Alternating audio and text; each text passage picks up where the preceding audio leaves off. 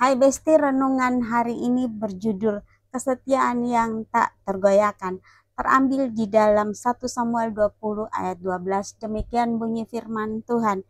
Lalu berkatalah Yonatan kepada Daud, "Demi Tuhan Allah Israel, besok kira-kira pada waktu ini aku akan menyelidiki ayahku. Jika ternyata ia berbaik hati terhadap Daud, bukankah aku akan menyuruh orang kepadamu dan memberitahukan kepadamu?" Amin. Bapak Ibu Saudara sekalian, di saat bahaya mengancam, Yonatan membuktikan arti sejati dari kesetiaan seorang sahabat. Ia mempertaruhkan kedudukan, bahkan keselamatannya sendiri untuk melindungi Daud. Kesetiaan semacam ini nyaris punah.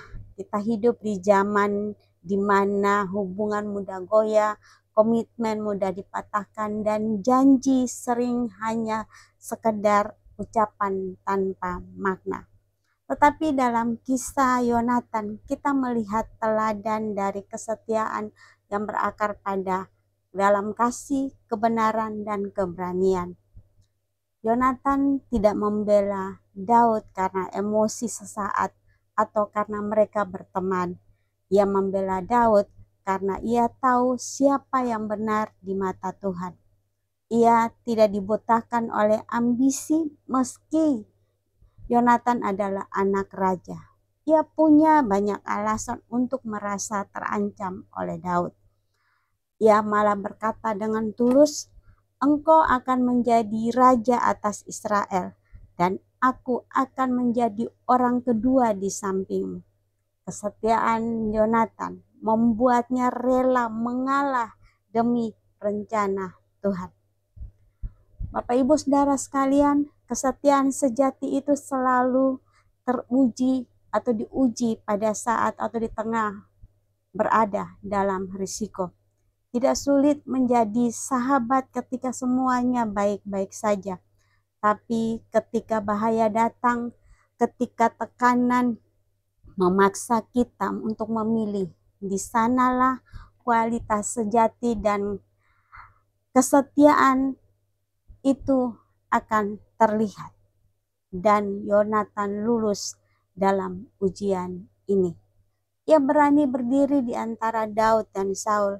Ia tidak menyerahkan Daud kepada ayahnya, walau bisa menyelamatkan posisinya sendiri.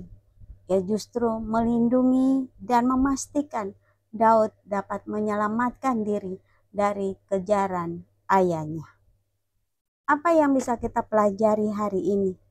Kesetiaan bukanlah hal atau hasil dari kedekatan semata, tetapi keputusan untuk tetap setia meski keadaan berubah. Kadang kesetiaan membuat kita harus berdiri sendiri melawan arus, bahkan harus kehilangan kenyamanan.